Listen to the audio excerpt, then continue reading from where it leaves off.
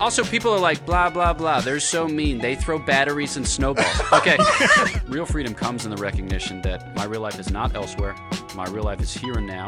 The Lord is speaking to me through these circumstances. Hello and welcome to the Sunday Huddle. As always, we're sponsored by Sports World and just so grateful for Sports World and their sponsorship of us and all that we do. And man, we are very excited for this episode. With me, I always have Nathan and Bryan, and also we have Father Gregory Pine. Father Pine, how you doing, buddy? I'm doing well, thanks. Thanks for having me. We are so just glad to have you, and just and he's the one. The priest is the one in the middle, and we are super excited to have him here with us today. Man, this is just super exciting, to have Gregory Pine. I will tell you that I was first exposed to his teaching. I saw a wonderful debate that he had with Alex O'Connor, where you had on the hiddenness of God, and man, I really just fell in love with your teaching and your ability to be able to articulate the gospel and to articulate a clear worldview. And that was something that's got kind of a lot of love online, right? Right, yeah. Yeah. Oh, yeah, thanks. You're generous, so yeah. I'm encouraged by your kind words. But, yeah, good to be here. That's awesome, man. So start off, and this is just going to be a fun conversation. We're going to talk about freedoms we have in Christ today and how we should limit those freedoms, perhaps, and how we can exercise those freedoms. And I don't want to do a gotcha. I do, but I'm going to anyway for Father Gregory. And so I kind of told him ahead of time we were going to talk about this is kind of a gotcha. So he has his PhD from the University of Freiburg. He's a brilliant theologian, Thomistic scholar, all those things. And this is kind of a soteriological question, and so I didn't ask you to prepare for it or anything else like that. Y'all don't know he's a Philadelphia Eagles fan. Oh. So here's the question, and I'll ask the Protestants and we'll ask the Catholic. Can one be regenerate and be a Philadelphia Eagles fan? That's question. Okay, that's number one. Wow. Number two, if they can be saved, certainly it's something they need to repent of. I mean, so I'll let the Protestants answer first. What's your hot take on him being an Eagles fan? I hate the Eagles, yet I also hate how well so many Eagles players are just good witnesses. The fans are terrible, but they are better run, definitely have a better owner, and I could never find myself being an Eagles fan. Yep. So can he be saved is the question. What kind of fan are you? Go tell him. That's a great question right there. We don't want to talk about that part. I believe that it's really important to suffer for your beliefs. And you're like a Bengals fan or something? It's not that bad. As a Cowboys fan, what's it like to prefer the darkness to the light?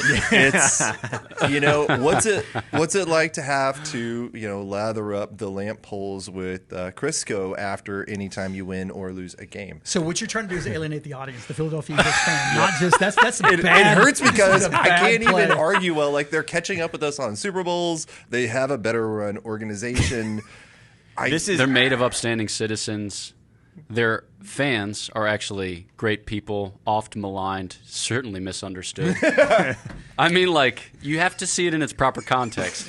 When they're looting a convenience store and yelling the words in sync, it's all free, it's all free. Right. It's actually, they themselves are advancing a soteriological argument as to the grace of God. It's demonstrative. God's love is on offer, and it's free. It's all free. This is the problem, though. When they're chanting words in sync, just understand I'm more of a Backstreet Boys kind of guy. That's gotta be it. Yeah, gotta be it. And he got the reference too. That's impressive. Yeah. Cheers. It's funny that you bring that up, just because Bryan and I literally recently had a conversation about, man, what's the limit? When do we stop cheering for the Cowboys? But we both came to agreement that whatever happens, it's never Philly, right? Yeah. It's never the Eagles. We can jump ship on the Cowboys, but we never go to the Eagles. Can't even see Kelly green because I'm colorblind. Right. Yeah. Dang. Good point. Yeah. So how do we come to be an Eagles fan? So how does that happen to you? How does that happen to one? So I'd say that for instance, the only begotten Son of God did not need to take human flesh, right? He did for love of us. And so in a certain sense, we see God insist on a certain justice as a way to release or unleash a yet more copious mercy on the surface of the earth. And so I think that you see something similar in Philadelphia Eagles dynamics. Yeah. So for instance, a team very much committed to justice. You may know Lincoln Financial Field was built in 2003-04, but prior to that you had Veterans Stadium. Okay. There was a district court on site so they could arraign on site. So swift is justice in Philadelphia circles. Swift's no longer First of all, an I'm going eagle. to fact check you. Is this a Yeah, fact? that's This a is real? fact. So you don't actually have to travel. You can just, it's a one-stop shop. Also, people are like, blah, blah, blah. They're so mean. They throw batteries and snowballs. Okay. They threw batteries at J.D. Drew because he refused to sign a contract with the Philadelphia Phillies, which I think is scurrilous. Okay? They threw snowballs at Santa Claus because he showed up drunk. So it's a swift justice, but against the background of that justice, you see God's mercy in yet more potent fashion, like in 2018 and in 2025, for instance. Watch it. First First of all, your response. Go ahead, please. First of all, two things. Number one, I believe everything he said because of the confidence you said it with. That's half of it. And number two, I now no longer feel qualified to sit at this table or to even discuss sports. Actually, so And number 3, Nick Foles is from Texas.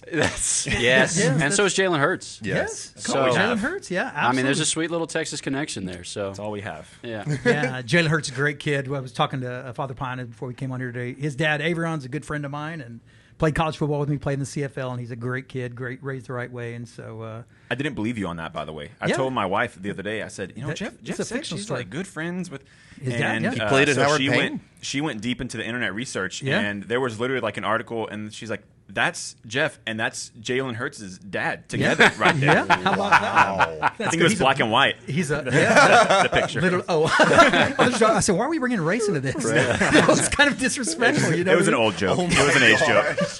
Nice. He is a wonderful guy. Sepia tones. Yeah, there you go. They weren't allowed to smile because the photography took so long. Yeah. Exactly. Okay, can I tell you that making fun of my age is a common joke on this? And Oh, nice, the fact perfect. that you would just jump, absolutely, completely appropriate. Yes, we took our helmets out of our back pocket. No, we didn't have face masks. But that's really incidental and secondary, right? Right. Well, actually, along the same kind of vein, I'm really glad that there's 4 of us now because I was told by someone close to me that your big head covers the logo, and so it's nice for us to be able to see. Okay, that. first of all, Savage. Can I tell you? First of all, my wife shouldn't say that to you. That's disrespectful. Number one, inappropriate. Right? Don't you agree, so? Yeah. Now my big head can get in the way. The good news, though, is that my hair won't because That's the second thing you got to learn in this podcast. When you make fun of yourself first, others can't. Exactly, And that's yeah. it's an offensive technique. it's called Right? jujitsu. Challenge accepted. Oh, it is though. jujitsu. It is jujitsu. Use You their gotta power take- against them. Yeah. That's so good, man. We're just so honored to have you here, and just so honored to be able to talk about this and just have a wonderful conversation about the freedoms we have in Christ. And yeah, man, just what a blessing to have you here. So I want to tell you kind of just the motivation for this, and I called Father Gregory on this after I saw him. You did a wonderful episode on being sober curious. This kind of movement we have on being sober curious. And kind of tell us a little bit what that episode was about and kind of what y'all talked about on that episode. Sure, yeah. I think, folks have noticed generationally that Gen Z tends to drink less than millennials, or Gen Y as it's sometimes called. And it's not like a moral judgment that alcohol consumption is per force or like kind of per se bad. But it's a kind of sense that folks observe their peers maybe lose some of their freedom with excessive consumption. And even with moderate consumption, they feel themselves like less kind of on the top of their game or less able to perform as they hope to perform, somehow hindered or, sometimes like stumbled up. And so folks are just trying to like think outside the box because there are a lot of social situations which seem to require of an individual to drink some manner or some bit of alcohol. And then I think folks are just kind of interested, like, what would it look like if we didn't? Or how might we shape our social interactions if it were less reliant upon alcohol consumption? So you have a book by that name, Sober Curious, and like a podcast and a kind of movement and various social media exchanges apropos of the theme. So I think it's a kind of non-moralistic, non-judgmental stance regarding alcohol consumption, but an effort to have a conversation as to the place that alcohol just occupies in our life. Yeah, it was interesting. And I think that y'all observe the nuance that exists there, right? Yeah. Again, we actually did an episode on alcohol and alcohol consumption, and we have different takes. Kind of us three do here. These guys drink lots of alcohol. To be honest All with you. the time. That's not true. He's a Don't youth remember pastor. that part. A Southern Baptist youth pastor, he'll get fired, right? You know, Right, I thought about that. I was thinking about that. You know, a youth pastor, a Dominican priest, a former pro football player, and a businessman. You know, go to a bar. Yep. Like it's a great setup for a Norm. And there are Macdonald two joke. horses seated on the left and two horses seated on the right. There are, but then why would a youth pastor be going to a bar? So the Specifically setup Well, I Baptists. can't. I'm I not can't drink workshopping. because when I drink, I dance. Oh, We're heaven not allowed to do forbid. that. not allowed either. We're not allowed to do that No. either, just in case, you know. And we do grape juice for the communion, just like they did, just like the early church did. Yeah, we'll have to educate you on that sometime. But it was I'm here really to learn. I'm here to learn. not so. We make fun of ourselves, so we recognize who we are. So it was interesting to talk about this, and so we talked about the moral implications of drinking alcohol, just consuming alcohol, and it may be a little bit different nuance that you had. And so, kind of, your take on alcohol was, you know, is Let's get lit. No, I'm kidding. No. In moderation, obviously, the Bible is very clear that you don't drink to get drunk. And there are definitely, like, one of the things that I cornered you on, and your dirty mouth admitted that you wouldn't, even a wedding is not an appropriate place for a Christian to drink. I think that specifically, Jesus' first miracle, turning water into wine at a wedding, would indicate that there's a it's the best grape juice there was. That's exactly right. Yeah. No, it's there are instances in which it is used in a good social setting that you can legitimately just again, if you follow 1 Corinthians 10:31, like as long as you're doing it to the glory of God, there are ways that consumption in moderation can glorify God. And Nathan?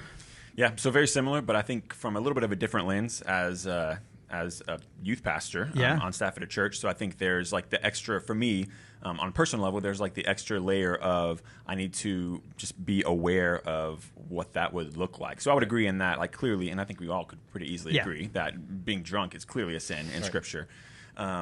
But as far as like consuming alcohol, while it might be permissible, while it might be okay, if I am going to get a drink somewhere in public and I have a parent or a church member or something like that that's going to see me and is going to, even if I would say incorrectly, judge me on some level for that, well, then I think then my responsibility and my commitment to being a pastor is saying, well, then I'm not going to drink in those settings. So I'm willing to lay those things down.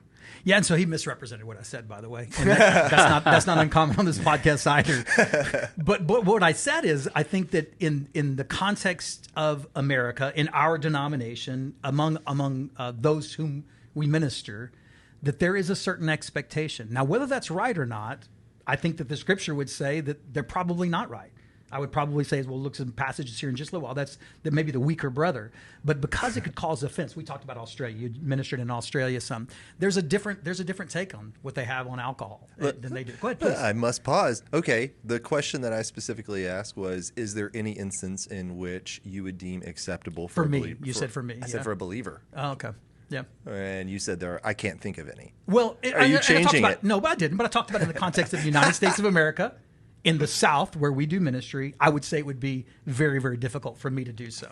And your take on just what we talked about so far? Yeah. Sure, yeah. No, I agree with a lot of the principles that you've kind of trotted out to this point. My basic understanding is that, you know, alcohol consumption is the type of thing that can be done well, that it can be done in moderation, that we are responsible for how people receive our behavior. And the pertinent paradigm being, or the pertinent rubric maybe under which to judge that, is scandal. You know, you don't want to cause people themselves to sin. Certainly not by commission, and to the extent that it's possible, not by omission. But I also think that there is a way in which we ought to be able to model the good life, kind of in moderation and with a certain evangelical liberty, which help people to kind of relax into their own humanity. I realized, so I haven't drunk in a while. I haven't had like any alcohol in a few years. For me, it was just a health decision. I have like a really weak stomach, and it was just causing me all kinds of problems. So it's the type of thing I just kind of took off the table. But I want to hold, like, I just want to be able to enunciate a position in which one can drink and do so uprightly and do so in a way that contributes to a certain spirit of festivity. Like, I think, like, when you go to dinner, for instance, and let's say that maybe you're on a particular budget. Like I work for the Thomistic Institute, and we've got a speaker and we've got 6 students, and it's kind of for me to set the tone as to how this meal is going to go. Like if everyone starts going around the table and the server says, "Would you like anything to drink?" It's like water, water, water, water. It's like, "Would you like any appetizers?" No, no, no. It's like clear that people are worried about expense, and that might be in tension with a spirit of festivity. Like, we just had a beautiful event. We want to celebrate. And I think that alcohol can help in that regard. So like, yeah, let's get a couple of appetizers, and I still order non-alcoholic beer, because even a non-alcoholic beer signals something of the same festivity. And then I just apologize to them for, one, being a non-alcoholic beer drinker, and 2, a Philadelphia sports fan. And those are things that you should repent of. Yeah, exactly. To be perfectly clear of. Yeah, absolutely. Yeah. Yeah. So I think that there's significance. You think about with respect to the institution of the Lord's Supper. There's significance in the Lord's choice. Like, he chooses bread, which is substantial, which is table food. It's like the things around which we congregate when we share our life. And he chooses wine, which produces festivity and hilarity, as signifying a certain fullness of life into which he leads us by his offer of grace, by his offer of divine life. So I'm just sensitive to those factors. So yeah, I think I'm in substantial agreement. Yeah. See, if you just said it that way, I would So- mind. Well, go ahead. Go ahead. No, I just can't. There's too many syllables in the words you use. It's interesting. I was saying, so Jeff, I think kind of what you're saying overlaps a little bit. It Where does. you're talking Yeah, of about where you're talking about in our context, like, people are going to look at it. Maybe it's a little more taboo. But the interesting thing, we make age jokes as a joke, but I think that's a real thing too. So with the sober curious movement, and you mentioned primarily kind of not exclusively, but kind of spearheaded by Gen Z. I think that depending on who you're ministering to, I do think there's a certain level of, maybe for your generation, right, maybe it is more taboo and frowned upon that way. Whereas even me and in my generation, if I saw one of my peers out in public and I was drinking a beer, honestly, I wouldn't be concerned about their perception of it, right? Which maybe is in line again with the sober curious movement. But that also doesn't mean that only young people are going to be around where I'm at. Yeah, right. So yeah, how much are we responsible for that, right? How much are we responsible for what other people see in us doing, and then accountable to that, right? Because I made the joke. I was talking about this episode with one of my pastor friends, and just about things that I had ideas, and I said, you know what? So I'm telling you, it'd be very difficult in my context where I minister, the people that are around me that I minister to. I'm going to school assemblies where I'm challenging young people to live a life of moral excellence, and obviously it's illegal for them to stay away from drugs and alcohol and to see me. So it's very, very difficult for me. And I said, I could see where I could be over in Europe, and it might be a different thing. And my pastor friend jokingly said, unless somebody walks by and knows you in Europe, right? So he said, how much? He said, where does that? And so that for me is that I read a quote the other day about tyranny is the intentional removal of nuance. So we engage in tyrannical rhetoric when we don't recognize that there's nuance to these conversations that are about to take place. Now, not the main ones. John 14:6, I am the way, the truth, the life. There is no way to the Father but through me. Definite article. We're not talking about nuance there. There's only one way there. But in these other areas of life, there's this nuance. And I, as an older person growing up and going to a Protestant church, it's the black and white is maybe easier to navigate, though not as true to the Scriptures. Does that kind of make sense? That I think that I can come down on, we talked this a little bit before, dogmatic position. That there's two things that are really easy to teach. It's easy to teach. It's easy. I didn't say it was right. Easy to teach. You have a beer and you're pretty much going to hell. Or you can drink all you want and it really doesn't matter. Right. And both of those things are false but easy to teach because they're so simple. But the problem is they're just not true. Neither one of those is true. And so what is our responsibility? We'll look at what the Scriptures say too, but what is our responsibility for our actions possibly offending the other brother?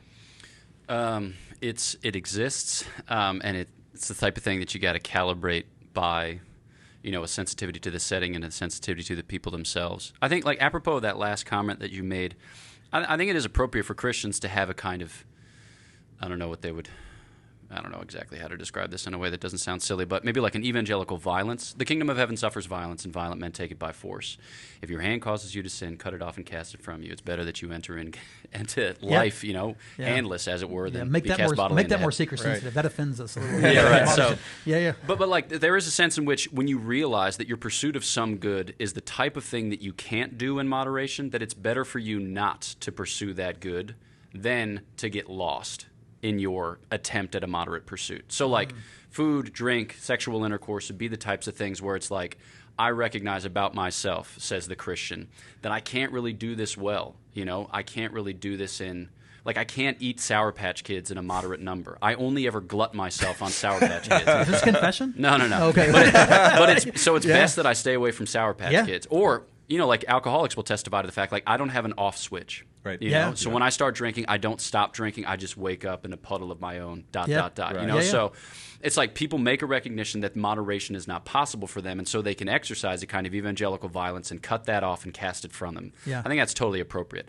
I think for most of us, though, when it comes to these types of things, which are good and which give delight, because they're designed to give delight. I think that God has built delight into the enjoyment of these goods because he wants to reaffirm our pursuit of them. Like God reaffirms our pursuit of food and drink because otherwise we'd perish. God reaffirms our pursuit of sexual intercourse because otherwise we would perish. So like they're meant to be good, they're meant to be enjoyable.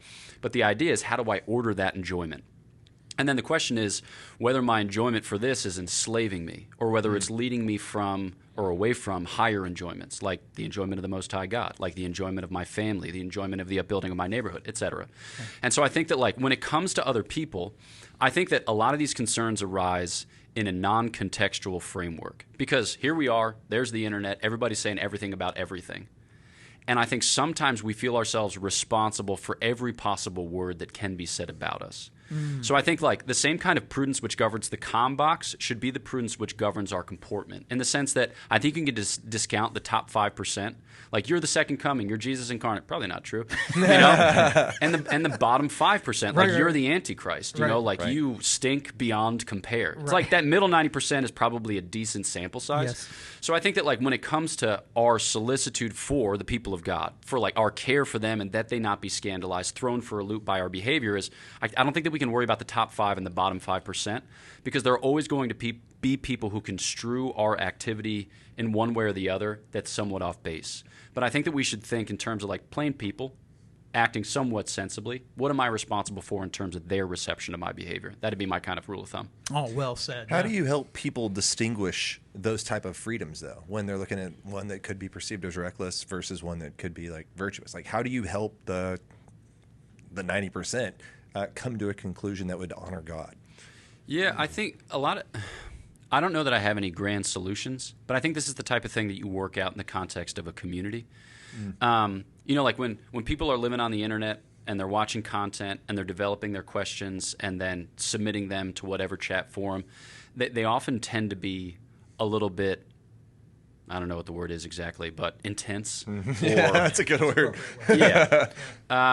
Whereas when people live in a Christian community, they're often like, like I got an email the other day about like the morality of women wearing pants. It's like that's the type of question that you come up with on the internet. So but like if you pertain to a Christian community and you're kicking it with good women, God-fearing women who wear pants, you're like, this is probably fine. Yeah, unless they're yoga pants.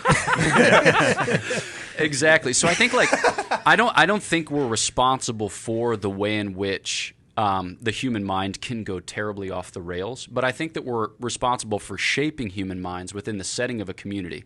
And I think that should give us a certain fear and trembling about doing ministry on the internet, right. Because there's a real risk that you end up living in that non-contextual space. Well said. I'd use this example a while back. I always feel sorry for the person on American Idol. Remember the initial auditions, yes. And they're terrible at singing and they're awful. And as he gets up there and sings and thinks he's doing a good job, I think that poor guy doesn't have any friend. He doesn't have one friend. He doesn't have one friend in the context of that singing, going to the gas station and he's singing to the radio and say, "Hey, bro, you can't sing." Right? There's not one person that can contextually say, you really don't have that gift. That's something you probably shouldn't do. And you're right. Being in a community allows us to do that. Hence, New Testament, man, get in the church, right? Right. Get in church. Be around some people who are going to tell you the truth and do this. I wanted to read this. Now, we are all familiar with this passage, and I think it helps frame exactly what we're talking about. Romans 14, as for one who is weak in faith, welcome him, but not to quarrel over opinions. One person believes he may eat anything, while the weak person eats only vegetables. I think this is a clear teaching that vegetarianism is a sin. We should eat meat indeed. That's my eisegesis right there. Let not the one who eats despise the one who abstains, and let no one who abstains pass judgment on the one who eats, for God has welcomed him. Who are you to pass judgment on the servant of another? Is it therefore before his own master that he stands or falls, and he will be upheld? one esteems, and it goes on to talk about how one esteems a person a better day than the other, and that we shouldn't despise our brother if they do so. And in fact, we can cause them, as we go to the 1 Corinthians passage, which is interesting to me, and this is kind of this what I want to lean in on, that the person who has the false perception, I don't drink, but the person who has the false perception of me who would have a beer, that my fear would run such that I wouldn't have a non-alcoholic beer because they might think it's a real beer. Oh, nice. Right? How about that? How about that for me? Paranoia. But you can correct me. But my thing is that that's the weaker brother. And so what becomes, this is what I was going to ask you, and I was thinking about this. How is it my responsibility, or what is my responsibility to bring the weaker brother to such a place that he doesn't see these things and judge, as it says? 1 Corinthians is talking about this weak kind of, and the whole context of 1 Corinthians is kind of, you're being childish. You're being little kids. And you need to mature, and you need to act like men. You're judging, and he disciplines them harshly because of their immature attitude. Isn't it my responsibility to get people out of this idea, this notion that someone that did that, it's spiritually poor? Yeah, I have lots of thoughts. Go.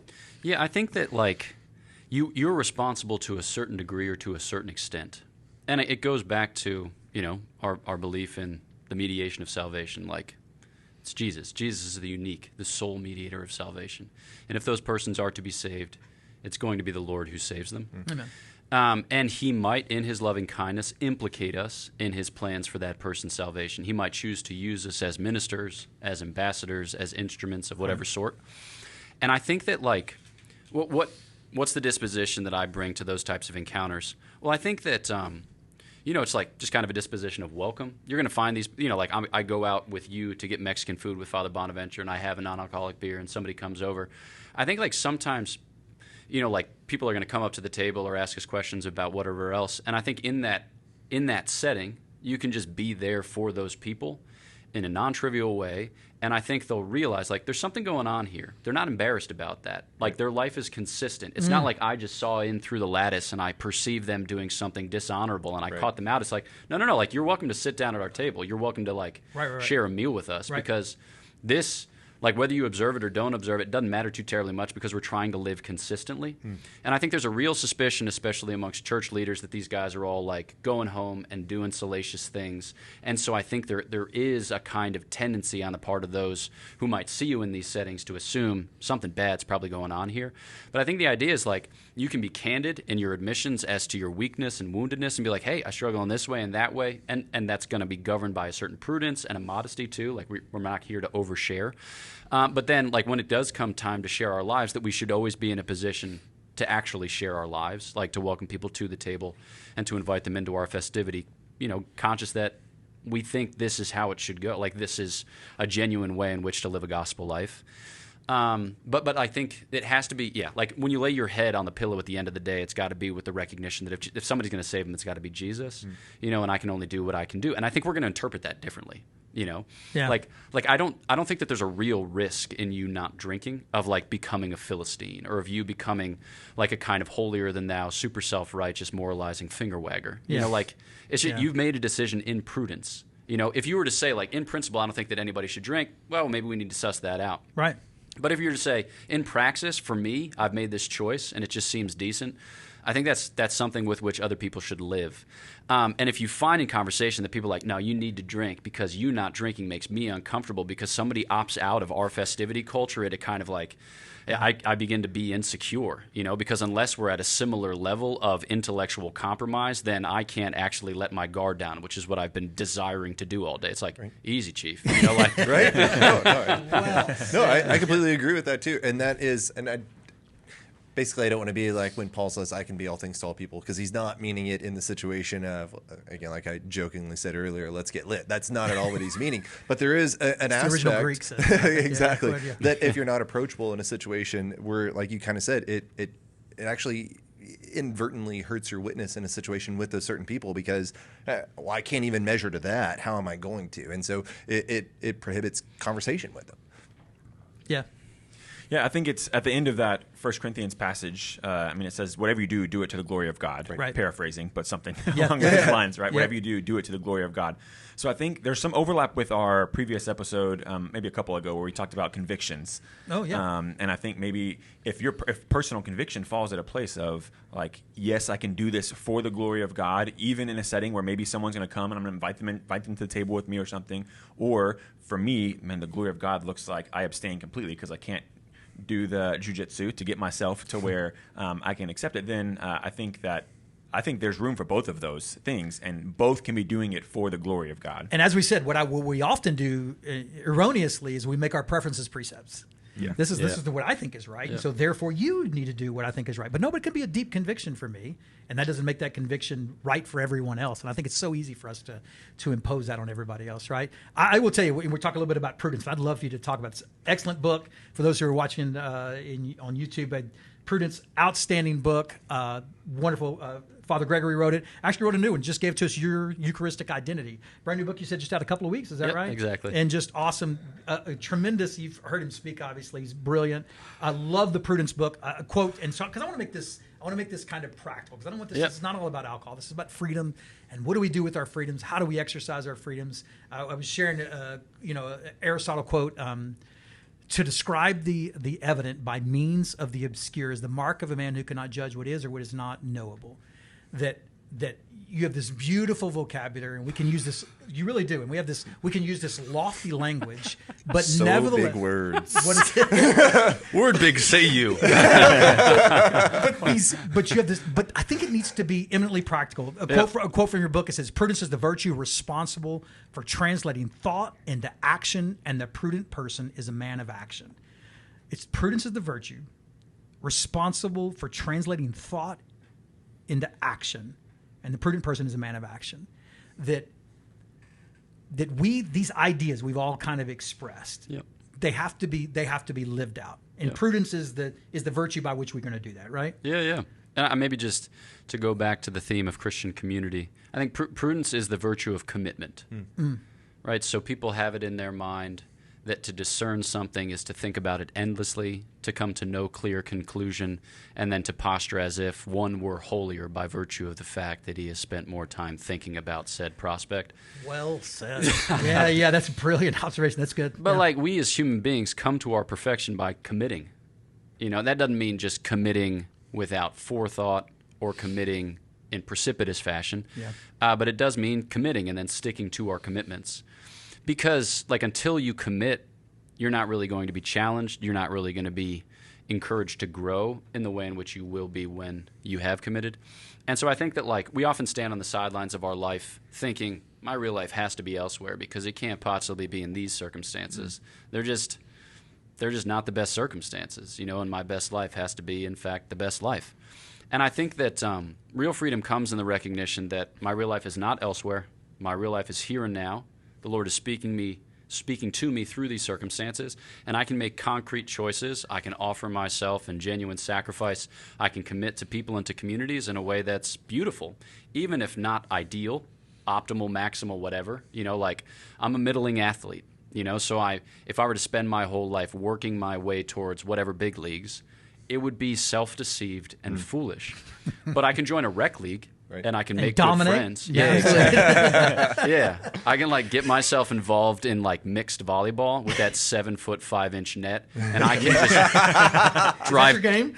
Drive towering spikes that collapse people's chest cavities. I Absolutely. love that. Yeah. 8-foot basketball hoop is for me. Yeah, exactly. My man. Brag. Yeah. So I think prudence. A lot of times people hear prudence and they think the type of person who is just cool, calculating, not committing to something because of financial outlay, but actually prudence is about facilitating that type of engagement. Yeah, Nice. Well said. I've got a real question about prudence. So a couple weeks ago, I was smoking a brisket, and it was amazing. We're talking about 16 hours. It was probably the best one I've ever cooked. It was, it just let it rest real solid, so juicy, so great. It was so big, though, and had some people over. We couldn't finish it.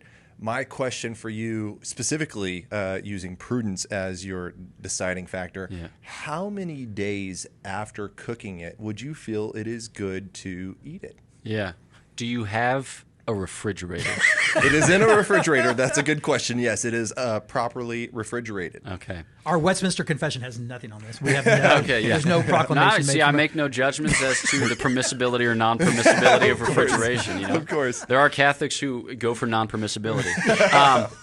They're called Franciscans. Naturally. Just kidding. Shout out to Franciscans So I'm going to go. So my gut instinct is 10 to 12 days. Oh. Thank you. Yeah. Okay, because at day 8, it still smelt great, it looked great, and it still honestly tasted great. Yep. But my wife refused to risk it for the brisket. Wow. And I thought that was a problem because it was still good. She's like, it's too old. After 2 days, she's ready to throw it out. So I am so glad. I definitely more. Would you pray aligned for with his you. wife? Yeah, sure. No, I also think too, like it could be an occasion for growth in your marriage. You know, so like maybe you guys have been humming along with a kind of set menu for however many years, and maybe it's time for like innovation isn't necessarily good. But I'm saying like, what about the brisket omelet? You know, is it that time? Thank you. Is it that time? You don't know until you try. Oh, I'm filing that, and So we'll it's be he bringing it up has his later. PhD. That's where you learn brisket kind of thing. I think that whole thing was a setup because Bryan really wanted to say "risk it for the brisket." Yeah. He did. We've all been there. That is cute. I like it. There's nothing I wrong with that. agree. And after I ate it, my tummy was not smoked. Nice. That's good. Cool. So I want to make this practical. Man, again, really love the book on prudence, really depth. And I was thinking about like in the idea of how does this kind of narrow down? And we talked about alcohol at length. So I was thinking about a couple of other things and just like simple questions, practical questions that how we would respond to these different things. Each one of us kind of individually, right? And even with respect to your vocation and your calling, we're Baptist ministers, and he's a Sinner. Amen. Have you ever heard there's like an old time classic and the opening lines, that word broad-minded is spelled S-I-N. No, but that seems like something I would listen to. That definitely sounds He's right going to up my sing it alley. every episode moving forward. It'll be the intro music going forward. Yeah. That's good. So like on the same page, we'll all have the same thing. You have a friend who's an alcoholic. You have a friend who's an alcoholic. And we're talking about that freedom right now. And you go have dinner with him, or you're going to have a beer. No. Absolutely not, right? Not even hesitation. Would you, if some guy comes up and he's sitting next to you and he said, "Man, I've really struggled with alcoholism. I've struggled with this as a sin in my life." And obviously you don't drink alcohol, but you probably wouldn't drink alcohol in front of him, right? No. And Nathan, that would be an easy one for you, right? Yeah, definitely not. All things are lawful, not helpful. That's right. And so we would be, those are very, very simple, and we think about those. So, and I think of our denomination. I was thinking of you. You made a joke when I was listening to you when you were on with Alex O'Connor about your watch, right? You know, the watch you wear. And this is kind of the lines that we draw. I'm always fascinated by the level of. It's not always black and white, right? Mm-hmm. Like, okay, so this is a question for you. This is a sincere question. If I don't have the money to buy this, so I didn't. But if I bought you a Rolex watch, would that be something that you would? They're both going to say yes. So you're going to be able to just say. I'd take two of them. Yeah. You only bought me one. And said, "Hey, you can get this." Would that be something? Sincerely, man, would that be something you'd wear or no? So I wouldn't wear it, and I might not accept it. The type of thing is like, so I only can accept gifts that I can use. So like I took a vow of poverty, which means that I don't own anything. There are certain things over which I have basically exclusive use. Like no one else is clamoring to use my underpants. That's so good. Debatable. Yeah. Nice. Heard it here first. Okay. But that's the type of thing that I can't wear, and I don't want to offend that person, because if that person checks back in and say like, "How's the Rolex going?" I don't want to be in a position where I'm tempted to lie, and I don't want to be in a position where I'm misleading this individual. Yeah. And just say like, "Hey, that's super generous." That's not the type of thing that I would wear just because, like, we're called to live with a certain simplicity. That's an excellent, like finely made tool, and I can see how other people would wear it totally for sure. So if I were to accept it, you'd know that I would just return it to a watch store, and I'd take the money and I'd give it to the support of my community. Is that something with which you're comfortable? And if they were to say no, I'd be like, hey, then again. And the thing is, like, you might lose a kind of friendship over that, right? Which is brutal. My experience is that people often want to give me a gift.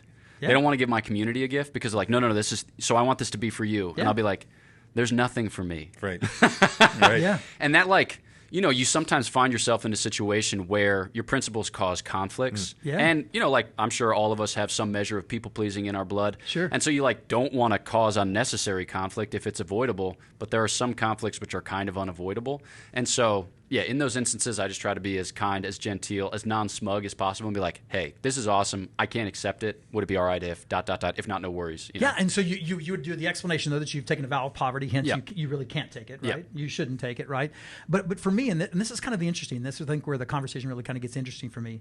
How nice is too nice? I was joking with one of my Protestant friends about this TV evangelist who had this massive house, and he made the joke, the house that's too big, it's the one that's bigger than yours. That's the one. So that's our line, right? Our line is that it's arbitrary, it's capricious, it's not real, Yep. and it's kind of artificial, So how nice of a watch would be too nice? Yeah. You know what I mean? So Yeah. I think, again, that depends on the guy and it depends on the community. But like in the arrangement that we have at home is that we have a little bit of money to spend each month.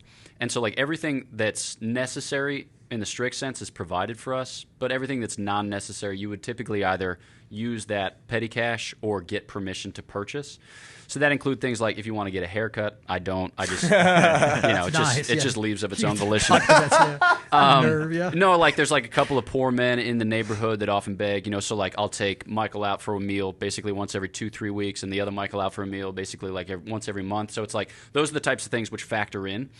And then if it's the type of watch that I can't pay for, if it's beyond me, not to say that the standard of whether or not I can have access to it is whether or not it's in my immediate purchase power, but like these are my means. Yeah. So I think that if it's beyond my means, I probably shouldn't have it. Oh, that's the standard. That's good. Yeah. So it's not necessarily perception, but that which would be you couldn't acquire just by your own means would be something you did. I mean, like there are certain things. This is a simple watch. I could have another watch that were gaudier, but I'd be made fun of for it in genteel fashion. Like, ooh, nice. Love that watch of yours. Right. Rose gold. I like it. So it's like something that we try to cultivate in religious life is a sense that, if you're going to be singular, it ought to be for your love of the Lord. Amen. But you ought not to cultivate singularity for other reasons. Like he's the guy that wears the crazy socks. It's like, bro, like let's just chill. Yeah. Because he's right here. Yeah. You just personally attacked him, by the way. Just Tweety Bird. It's not that big of a deal. Yeah. So Nathan, you, I like Porsche. I don't have a Porsche. My wife won't let me have one. If you could talk to his wife and then my wife, that'd be outstanding. With pleasure. But thank you.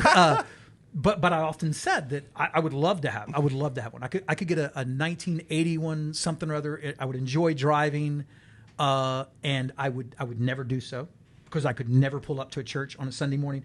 But I said, and we kind of talked about this nuance. But I could pull up in a pickup truck that literally costs 3 times as much, and they do. Yep.